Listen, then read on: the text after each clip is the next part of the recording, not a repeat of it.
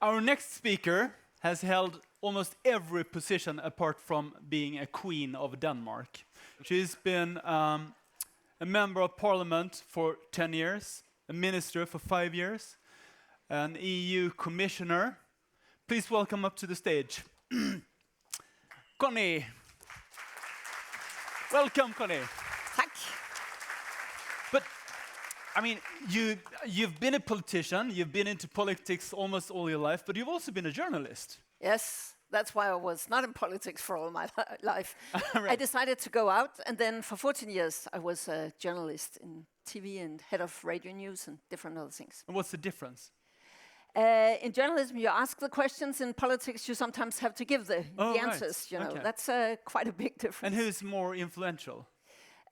Both are needed in our democracies, so I normally say that it's just different parts of how our democracy works.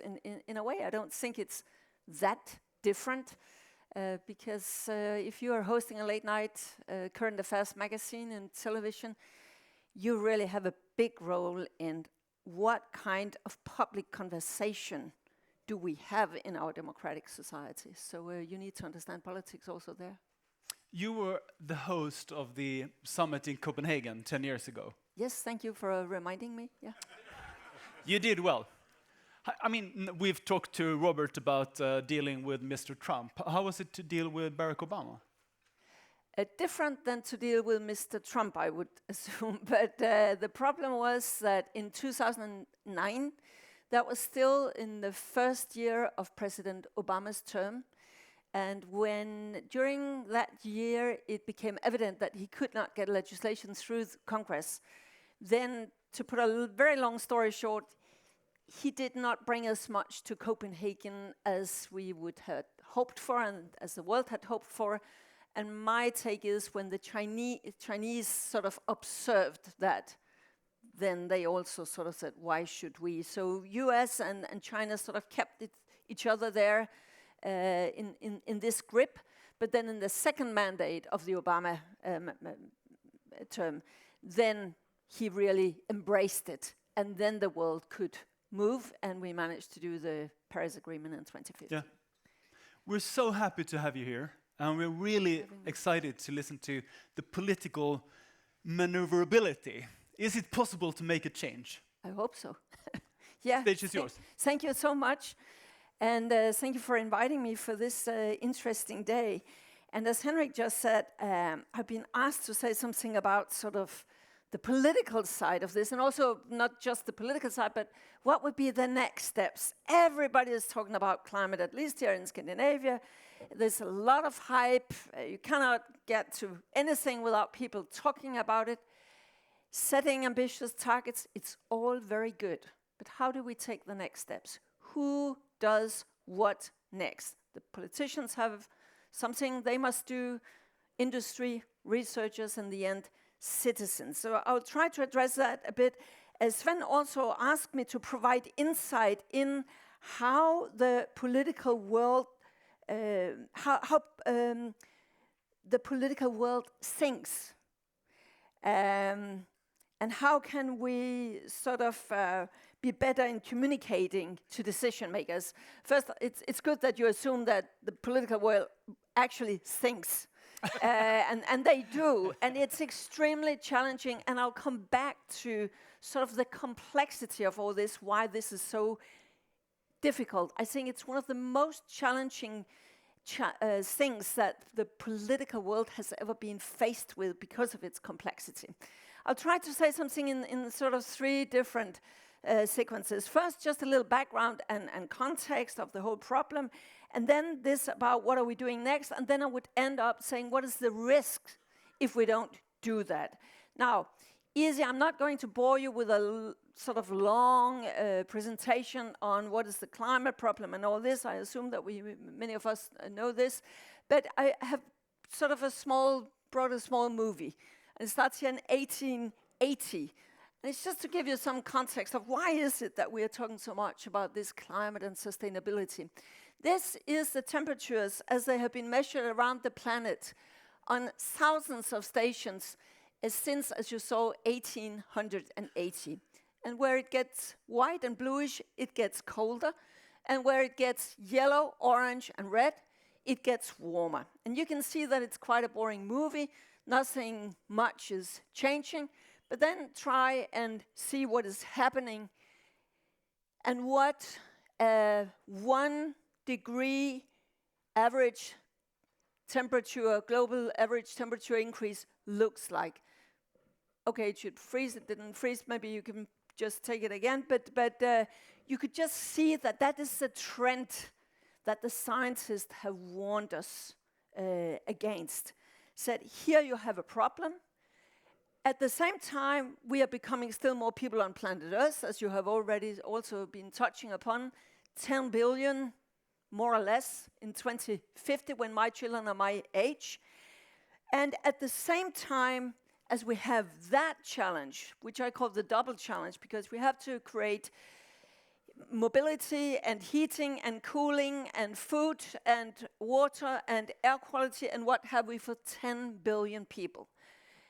And at the same time, while we sort of realize that this is what we have to do, we also see climate change and environment and sustainability challenges starting to work as what the security establishment calls a threat multiplier. Something that enhances other threats. It's not because of climate change that there are problems in the Western Africa or at the Horn of Africa or wherever, but it acts as a threat multiplier. When Pew Research Center recently sort of had this huge analysis and investigation and polling among the security establishment, what are the biggest threats for security in the 21st century? Climate change came out number 1, followed by number 2, Islamist terrorism, and number 3, cyber attacks. Just to say, we are up there in that league. And you could say that that was finally what dawned on policymakers. We have to do something about these huge mega developments. Some would argue, and we hear it time and again now, and maybe a bit more often now than not too long ago, okay, but if this is the picture, if this is the challenge, why don't we stop the growth? And I wish everybody all the best of luck with that project. Not gonna happen.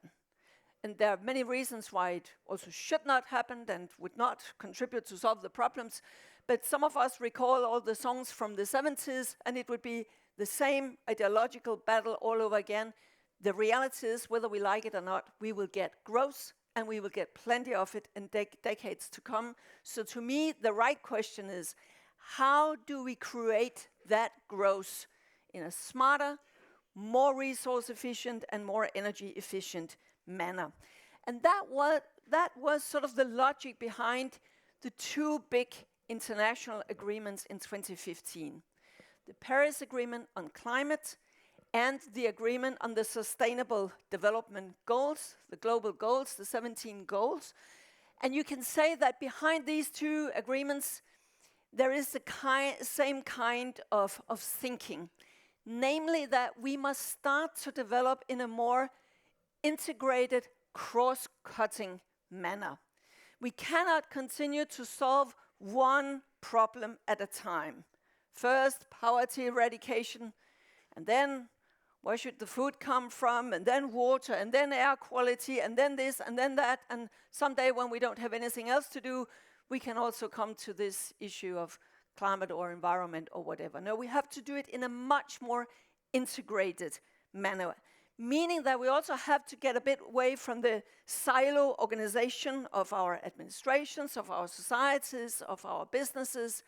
And then the big thing, and the reason why it took so long with different presidents and countries and all that, is that for the first time the world agreed, no, we cannot continue the old North-South paradigm, where the developed countries must do the change, and the developing countries are said in a simple manner, but still, they are the victims, they are the poor ones, they should not do anything. That was what China and India and others claimed for many years.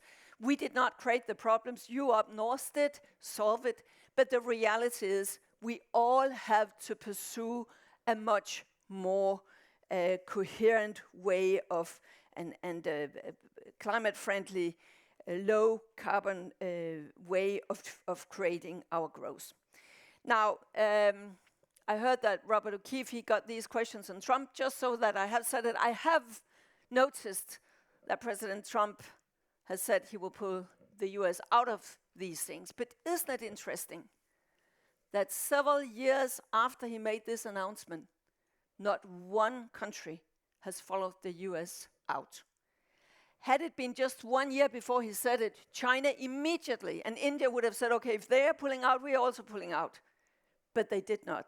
They stayed, in my view, because they also see their self-interest, their own interest in trying to pursue another kind of growth. But then you could say, okay, yeah, then she's talking about these international deals, but it's words and it's meetings and it's UN, and my goodness, does it help anything? Does it change anything? And yes, it changes things. Today we will have more than 100 nation states who have done their climate plans. Really many of them also have now their sustainable development goals strategies. We see thousands of cities doing their strategy for the next years around these two big challenges in a very different manner from what they used to do. We see in Sweden, now we see it in Denmark, a number of countries have started to come up with sort of binding climate laws. The UK has been doing it for a while with success. Companies are moving and investors are moving. And I mean, in the kind of world we are living in, money makes the world go around. So when investors start to change investment patterns, then it starts to get interesting, and then we can start to do some of the big moves. When the French President Macron celebrated the 2 years anniversary of the Paris Agreement, he had invited for this huge gathering, lots of heads of states and what have we. And one of the first ones to get the floor was the CEO of AXA, the world's largest insurance company. And from that stage, he announced that from now on, AXA would no longer insure coal activities. Not coal-fired plants, not coal mines, no coal activities. I mean, just a thing like that. It's not a small thing. And others follow when big companies like him starts to do that. The Norwegian Sovereign Oil Fund's CEO, Slyngstad, said, yes, we have earlier asked our government and Stortinget not to invest in coal, but now we will also ask them to divest from oil and gas. I mean, we are talking about the Norwegian Oil Fund. And yes, some months back, they got a green light for this, but of course the political world is not that perfect, so there was this exemption that they could still invest in Norwegian oil and gas. So, but still, it shows something that things are changing, and more money is pouring into the green technology side and into renewables. Of course, a lot of bad things are still happening, and there are still built plenty of new coal-fired plants, for instance, but renewables have come down in price at a tremendous scale in recent 5 to 10 years. So if I had said to you, say just 5 years ago, that for Prime Minister Modi in India, still having 350 million people without access to electricity in the year 2019, today actually it's cheaper for India to provide that electricity throughout all the villages through renewables than through central coal-fired plants. It's just one example of how a combination of political target setting and technological development, actually sometimes you think, it goes so slow, and then suddenly things get moving. We also see in the financial community that they are starting to factor in risks, environmental risks, climate risk, in a very different way than they used to. We are not there yet, but I mean, when the governor of Bank of England, Mark Carney, when he cannot any longer make a speech without saying to his pals and to investors and to the oil business and whoever listens to him, say, you have to factor in this risk, or you risk really cheating the future pensioners, just to take one example. Things are changing. The Commission, the EU Commission last spring, March 2018, came up with a proposal as to how can we be much better at differentiating between sustainable investments and what is not sustainable investments. That was in March. It was adopted by all the finance ministers before Christmas, and now they are working on the detailed sort of regulation, the detailed taxonomy, as it is called. We will see much more disclosure, and that also means that in that kind of society, part of society, they will risk more and more naming and shaming and much more reputational risk if you're not really investing in a sustainable manner, in a manner in line with what we say we are going to work for on the sustainability side. Did you notice that when the new EU Commission, President of the Commission, Ursula von der Leyen, in her program, as it was presented, she's now talking about a border tax adjustment, meaning that you would have to tax goods coming from inside EU, according to their environmental performance and their climate CO2 content. Normally that has been something only the French could suggest. And suddenly now it's in the program. And I saw what is called sort of the mission letter to Mr. Franz Timmermans, who's now will be the next commissioner responsible for this. And there it says this, you have to come up with a proposal within the first 100 days. How can we do this? I mean, sometimes things are moving incredibly slow, and then sometimes they accelerate. Now I mentioned this mission letter. I just think it tells us something. I have a new environment commissioner, for instance. And that mission letter, that is sort of your job description. This is what you must do within these years you have the mandate. And I read the job description here, and it says you must come up with policies that can reduce emissions, can protect biodiversity, improve the health of our citizens, and ensuring the sustainability of our economy, and ensure that it will be a cross-cutting priority. And it continued, you will lead on our zero pollution ambition. This will require a wide-ranging approach looking at air and water quality.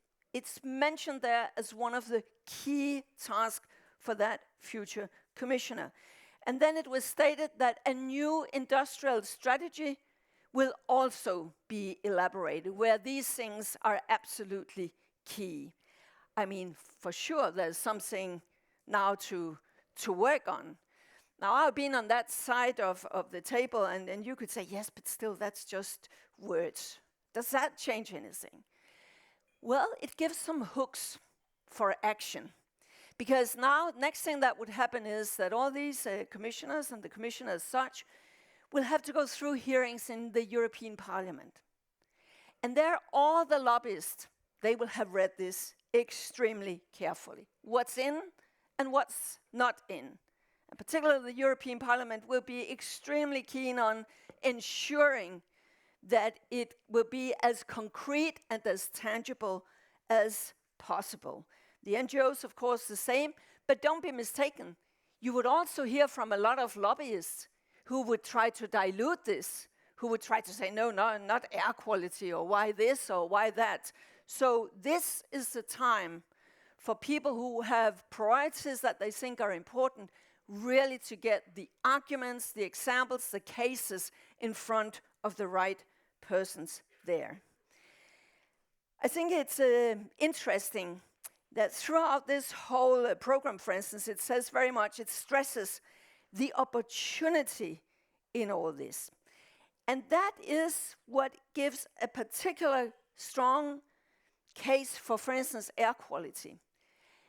This thinking behind particularly the SDGs, the Sustainable Development Goals, because this thinking that if we can come up with tools that can serve several purposes with the same tool, then it's better and more cost efficient than policy measures that only sort of go for either climate or this or that.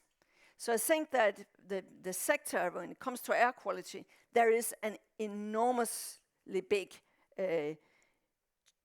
chance right now. And particularly, I would say, it would work very well with cities.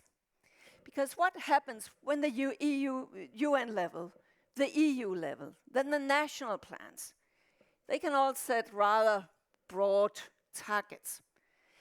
But the specific actions that will really change things on the ground, that lies with the municipalities and the cities. Very often, that would be the case. And to those who are at the front line, that their air quality and things like that, that is tangible, as also we heard before. Citizens can relate to that. It's easier than sort of the melting poles and this whole narrative. This is something that can be done tangibly. I saw a very interesting example of this. I'm at something called Volkswagen's Sustainability Board. And I think I don't have to explain to you why they suddenly thought they needed a sustainability board. But I thought if there were ever a time where Volkswagen would need to change, then it would be in the aftermath of the diesel scandal. And actually, some months ago, their top CEO announced that from 2025, 26, they would start their last platform of diesel and gasoline cars. Then it runs for 7-8 years, but meaning sometimes before 2035, the world's largest car manufacturer, Volkswagen, has produced its last diesel and gasoline petrol car. They are investing 40 billion euros this side of 2023 in electrical vehicles now. And now this car starts to come out. So that is sort of an example of how sort of the combination of setting targets and making international deal and being very specific around what we want to in different sectors, it actually helps companies and industries to move. But the example I would mention was then, normally when we sat there, the personal cars people and the vans people, they knew, wow, now the pressure is on us. The trucks people, they said more or less like this, it's not for us. Although everybody would know with air quality and many, many other things, it's really important how we get that sector on board. But then, and you remember it, a few years ago, some of the big cities started to announce that by 2020, or to some 2025, they would have bans for diesel vehicles in their inner cities. I can tell you, more or less from one meeting to the next, we meet with them every half year, these truck manufacturers, the whole environment shifted. Because what do you do if you're a truck manufacturer and you cannot drive your truck into an inner city of Paris or Madrid or Oslo and many other cities that have announced this? So that's just one example that it often ends up also being local issues that can drive this. And then, of course, it's absolutely key what's happening in finance ministries. I mean, often they are getting the blame for everything, but of course it's not evil people sitting there saying, I do not want to be serious about these sustainability issues, but it's just damn difficult to do it in a way that works for the citizens and in democratic societies. But what we will see more and more of is, again, to look for the co-benefits. If you do something here, what are the co-benefits? And again, air quality is probably one of the best examples. Now, on what the next step should be, well, in the political area, the price signal we should get this price signal right. Price externalities. To everybody who is who subscribe to a social market economy, the price signal must be right. Price externalities, in my view, that's one of the most important reforms, so that the incentive structure can be right, so that it pays off to invest in the right stuff, and it does not pay off to invest in yesterday's stuff. So that's a very important thing. To get the 2050 perspective, the long-term perspective, into our decision making is another big and needed challenge. And as I said, to have integrated also the Sustainable Development Goals. It's not enough just to look at where do we need to be CO2-wise by 2030, because there are many things which could pay off in 2030, which would be bad investments if you look at we need to be zero-emitting societies by 2050. So get the long-term perspective. Is that easy? Definitely not with the media time perspective, which is very, very short, and we have a political world very much ridden by short-termism. But I think this agenda somehow helps us to get a longer perspective into things. And yet another thing, public procurement. Why is it that we are not better, we in Europe, better at using the public procurement much more strategically to promote innovation? There is a tremendous source there. Up in Norway, it's one of the best examples I know, where they said, we want an electric ferry. And the shipbuilder said, we don't have an electric ferry. No, we know that. But find out how we can make an electric ferry. And today, they are exporting electric ferries. It's just one tiny example if you use public procurement much more strategically. And then, of course, we will have to have not only to invest more in innovation, we need it in building, in the building and construction sector, and transport sector, in the food and agricultural sector, many sectors where we are actually still lacking behind. But should we not be better at pooling our resources to work together?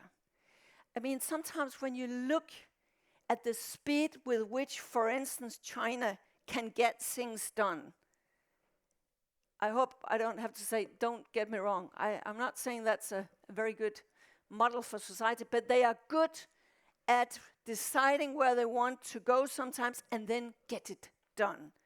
Should not, they also have their problems for sure, but we could be better and more impactful if we faster pooled our resources.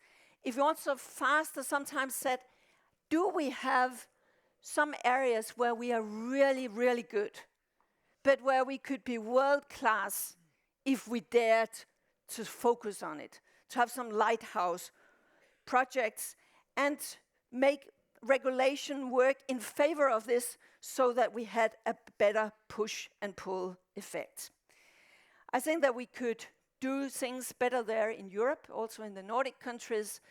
I noticed recently that all the Nordic prime ministers said that we should work much more together on this. I hope this is not just words, because I think we could do so much better if sometimes we pooled our resources. And to the rest of the world, they don't care whether we are Norway or Sweden or Denmark or whatever. It's just the Nordic model and it works, and we should use that brand, in my view, better. In Europe, we also have this tradition of using regulation, using standards. And I know that to many in business, you'd say, it's irritating with this regulation. But smart regulation is not irritating. Smart regulation, in my view, is actually really smart, because it helps the front runners not to be left too much ahead of the pack, but sort of getting the rest also to move in that direction. And there I'm sometimes puzzled. How come that people in industry who would, as a general rule, not be too fond of too much detailed regulation? Now, I provoke you a bit, but is there a tendency that sometimes people in industry sit and wait for the regulation to come, or hope that it won't come. But I tell you now, to achieve these ambitious targets that they are setting all over Europe and in Sweden and in Norway and in Denmark, there will be regulation. Why not proactively sort of try to help designing that kind of regulation? And then a very, very important thing when it comes to what business can do, we need much more bothering to show the good solutions. The policymakers need it, and the citizens need it, because they need to see what kind of future are we talking about. And I understand that if you're there, you're selling your stuff and you're developing it and you're focusing on the next solution, could it also be your job to sort of go out and show it? I mean, you have published whatever, and then media and others should find out. I just think that we need so much that entrepreneurs and business proactively show the good solutions. Because in democratic societies, you cannot make the kind of transformation that we need with the citizens unless there is a positive vision, a positive sort of understanding of an attractive society, attractive cities, cities with clean air, clean water, smart mobility, things that I want to be part of. It need to be visible. So it's important that the price signal is right, but it's also important that the solutions are visible and concrete. Finally, something about the risk, just last 5 minutes on that. I don't know what you sort of meet in your daily life, but isn't it true that there are more and more risk, reputational-wise, for those who don't get that the pendulum is swinging in a more fundamental way right now? I feel that there's a value shift. There's a value shift going on, not the least among young people. The Confederation of Danish Industries, they measure every 5 years what does really mean something for young people when they decide where they want to work. 5 years ago, 1/3 of young people below the age of 30 said that purpose was important. Today, it is 2/3 who say that purpose is important. In other words, also to recruit the right people, the good people, the people you want, there it's really important that they can see that you as a business are really delivering on these things. I also see sort of young people, they don't need to own everything. It's well enough to have access to a commodity. It's changing our business models in a way. They are more into sort of reuse and recycle. Waste is really not trendy. It's untrendy. It's unfashionable. 5 years ago, if we had been talking about our diet, people would say, that's private. Nobody should talk about our diet. We can see in Denmark, and I think it's the same in the Nordic countries with some variations, but still if you ask Coop, they can see that meat consumption has been dropping 5 years in a row now in our region. We would not have thought that very recently. But something more profoundly is changing. Young people is taking these sustainability challenges really seriously, and it will start to be seen also for you in the way that they are customers. We have just in Denmark been through 2 elections, the elections for the European Parliament and the elections for the Parliament, and it struck some of the parties and some of the politicians as they were almost shocked that it were 2 climate elections. And those who did not have climate programs or did not take sustainability or was not seen as taking sustainability seriously, they lost, and they lost big time. But then I can understand if you say, yeah, but we have lived for many years now. And then you see this trend, and then 5 years, 10 years down the road, then it's something different that people are talking about. Then there are other challenges for us. I agree that if we have a new economic crisis, if this Iranian thing escalates, if the trade war escalates, Brexit, many things can go wrong and suddenly people's attention can be elsewhere. But I don't think that this sustainability issue will sort of fall off the cliff. Why? Because reality is kicking in. Because what the scientists warned us against 10 years ago, up to the climate conference in Copenhagen, where they said you have 10 years left. From 2020, you will really start to see the consequences. You have to act now, and what they said at that time. And what we are seeing now in the world surrounding us is exactly parallel to what the scientists warned us against at that time. So I think that that is a very important reason why, whether we like it or not, this issue will stay with us and we will have to address it. And then finally, just a warning. I don't know if you feel the same. It's so good that young people are engaged and really are impatient and fine.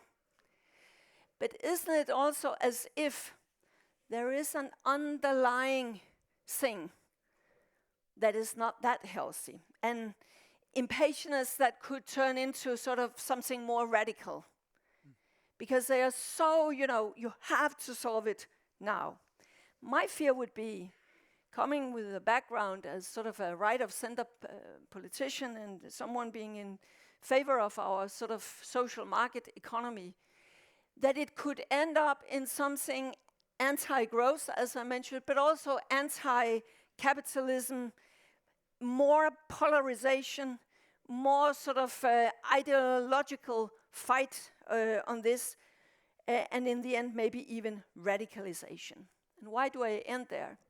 Because I think that it is extremely important that establishment, be it in politics, in business, or in the investor community, understand that the time for talk is over.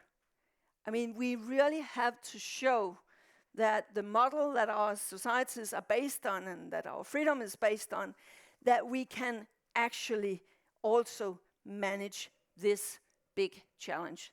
And the good thing is, while I could make a whole presentation on what is going in the wrong direction also in the whole world and in China and India and what they're not doing, they are also doing a lot. And China is doing a lot. And why are they doing a lot? Also because they can see the business opportunity.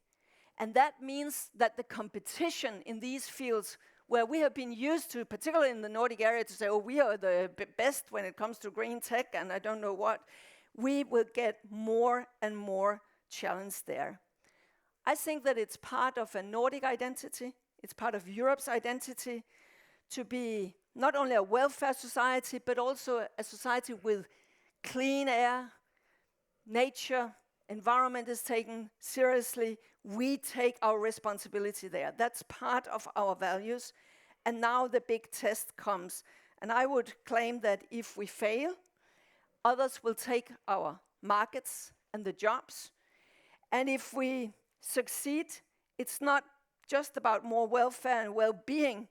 It is also a competitive advantage in a world where more and more states, more and more citizens, more and more cities realize the urgency of creating a smarter kind of growth. But I have to warn you, the move there, it will only continue to accelerate, and it will do so for quite a while. If we don't get serious about all these complex issues now, I think we will end up in a mess that none of us would thrive in, also not as business. Thank you.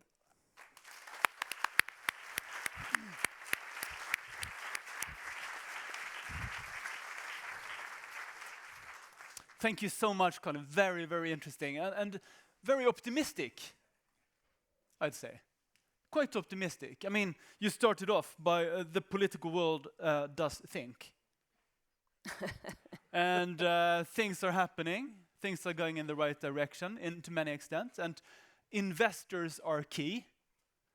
Consumers demanding different things, affecting these issues. So the market is really handling this quite well. Yes, we cannot do this without the market, but we have to use a balance between politics and market. Because if the market could just do it by itself, why are we where we are? I mean, you also need a policy signal, and you need our tariffs and the way we tax things, and all these things need to be part of it, because we are living in a world where we have global competition. You need to sort of ensure that there is a decent framework around these things. That's what we have seen with these negotiations for so many years, that they were playing what I call the after you, sir game. The Americans said, I'm not going to do anything as long as you, China, is not going after you, sir. And China said, well, I'm not doing anything until you do it after you, sir. And they stood there. But when you get the international frame, now it works down to the regional level, EU for us, and not down through the system. Then you start there investing a bit more here also as a company. Of course, as a company, you will invest for the next 3 years, 4 years. But if you should invest for the next 10, 15, 20 years, you need to know more or less, can I count on this, yes or no? Do we have any questions from the audience? Reflections from Sven?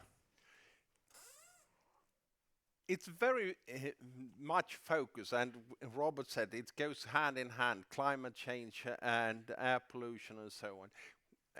Climate change is becoming more of an issue, but there are also, 12 million in China, 13% of the deaths are coming from other areas.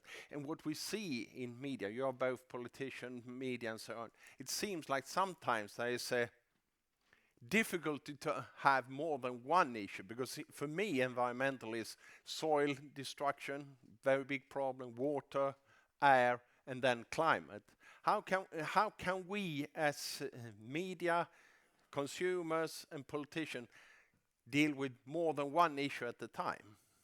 You want me to find the recipe for that? Please do. Yeah. Or what can we do to? No, but you're right. That is the issue, and we saw it. We saw there was this huge mobilization in 2009. Then the economic crisis hit. At first we thought, okay, it's only a year or so. And then when we found out, no, it's double dig, and maybe even more, and it's Greece, and it's Spain, and it's Portugal, and it's Ireland, and it's 26 million unemployed people in Europe. Wow. You know, then slowly you just say, we cannot focus on anything else. But what gives me some hope now is that I think that media are also being more conscious, and there's a whole movement within media saying, we must try to help society solve some of these big problems, and we must communicate better, and we must also be more solution-oriented. And that's why I say to show the possible solutions out there. That there is a tendency to say, oh, climate or air, we have heard that. We have brought that story. We have had it. It's old. But the solution could be a new story. It's a new way to getting at it. The story that if you do something about air quality, say with electric vehicles, you get less noise, you get better air quality, you get better inner cities.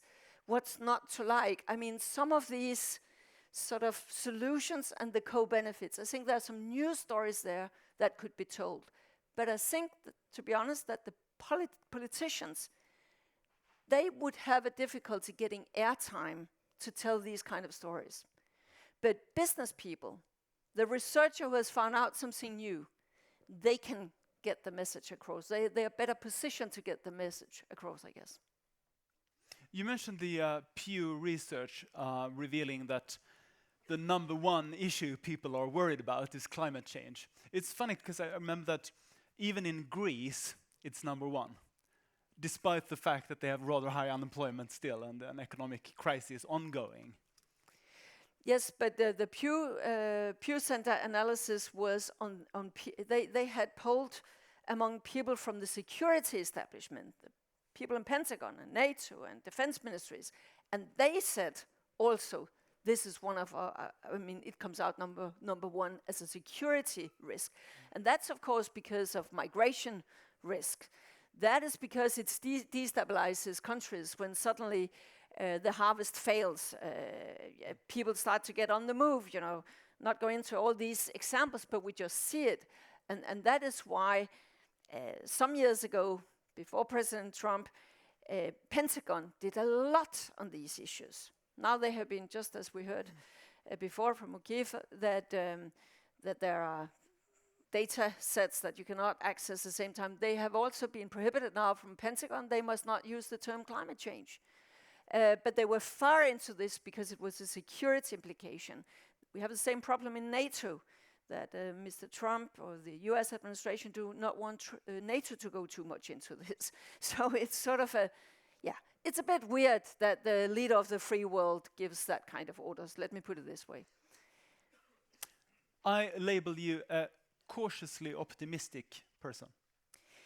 I always get the question whether I'm optimistic or pessimistic, and I don't know, some of you may know the Danish movie Festen, the party, where the father sort of celebrates his 60th anniversary and the son is going to make this speech and he says, do you want the blue or the yellow or the whatever green speech? And the father chooses the wrong speech, so he gets the awful speech, all the things that the family wants to hide. And I could do the same in climate. I could make a full speech about all the things that are going in the wrong direction.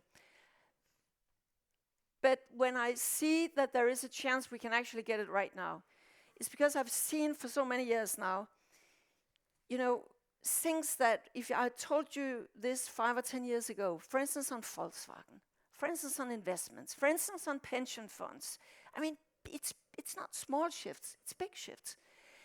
I don't know what it is. It takes long time, nothing is really happening, you can barely see the curve increasing anywhere, and then suddenly it takes off. And I think what we see now is that suddenly it takes off. And it does not take off just because the climate is deteriorating or the environment is or the resource capacity or whatever. It's also because it makes good business. Business people are not philanthropists. Investors are not philanthropists. They are changing investments if it pays off. And the new thing is that it starts to pay off. The pension funds who are investing green instead of black, they perform on average with other investments or slightly better. And that's, again, that's what makes the world go around. It must pay off. And that's why it's important to have this balance between the political framework that incentivizes society in a good manner, and then the market who knows the solution and can invent and come up with answers as to where we should head. A constructive optimist. And probably the best Dane in the world. Thank you very much.